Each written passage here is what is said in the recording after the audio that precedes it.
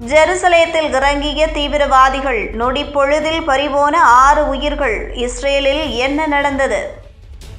இஸ்ரேலின் ஜெருசலேம் பகுதியில் பேருந்து நிலையத்தில் நின்றிருந்த பொதுமக்கள் மீது தீவிரவாதிகள் தாக்குதல் நடத்தினர்.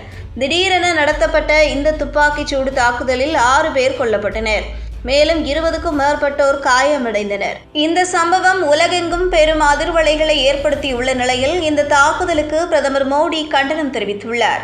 மத்திய கிழக்கு பிராந்தியத்தில் கடந்த சில மாதங்களாகவே தொடர்ச்சியாக பதற்றமான சூழல் நிலவி வருகிறது. குறிப்பாக இஸ்ரேலை சுற்றிலும் பதற்றம் அதிகமாகவே இருக்கிறது. அங்கு பல ஆண்டுகளாக போர் தொடரும் நிலையில் அது முடிவுக்கு வருவது போல தெரியவில்லை. இதற்கிடையே ஜெருசலேத்தில் நேற்று மிக மோசமான ஒரு தாக்குதல் நடந்துள்ளது. ஜெருசலேமின் புறநகர் பகுதியில் அமைந்துள்ள பேருந்து நிறுத்தம் அருகே பாலஸ்தீனிய பயங்கரவாதிகள் ஒருவர் திடீரென தாக்குதல் நடத்தியுள்ளனர். அங்கிருந்த அப்பாவி மக்களை குறிவைத்து இவர்கள் சரமாரியாக துப்பாக்கிச்சூடு நடத்தியுள்ளனர்.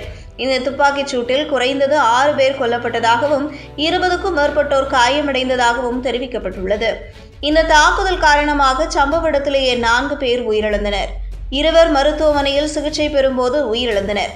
இதன் மூலம் இந்த தாக்குதலில் உயிரிழந்தோர் எண்ணிக்கை 6ஆக உயர்ந்துள்ளது.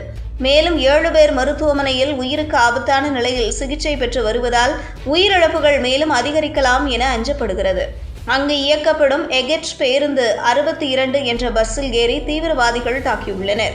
திடீரென நடந்த இந்த துப்பாக்கிச் சூட்டால் பொதுமக்கள் பயந்து போய் ஓடினர். இதையடுத்து இஸ்ரேல் பாதுகாப்பு படை வீரர் அந்த தீவிரவாதிகளை சுட்டுக் கொன்றுள்ளார்.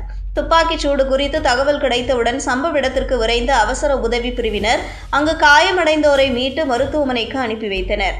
இந்த மோசமான தாக்குதலை நடத்தியவர்கள் வெஸ்ட் பேங்க் பகுதியைச் சேர்ந்த பாலஸ்தீனியர்கள் என்று பாதுகாப்பு அதிகாரிகள் கூறியதாக டைம்ஸ் ஆஃப் இஸ்ரேல் செய்தி வெளியிட்டுள்ளது. கார் மூலம் பேருந்து நிலையத்திற்கு வந்த அவர்கள் திடீரென அப்பாவி மக்களை நோக்கி துப்பாக்கிச் சூட்டை நடத்தியுள்ளனர். அவர்கள் பயங்கரவாதிகள் என்று இஸ்ரேலிய காவல்துறையினர் அடையாளம் கண்ட போதிலும் அவர்கள் யார் என்பது குறித்த விசாரணை தொடர்ந்து நடந்து வருகிறது.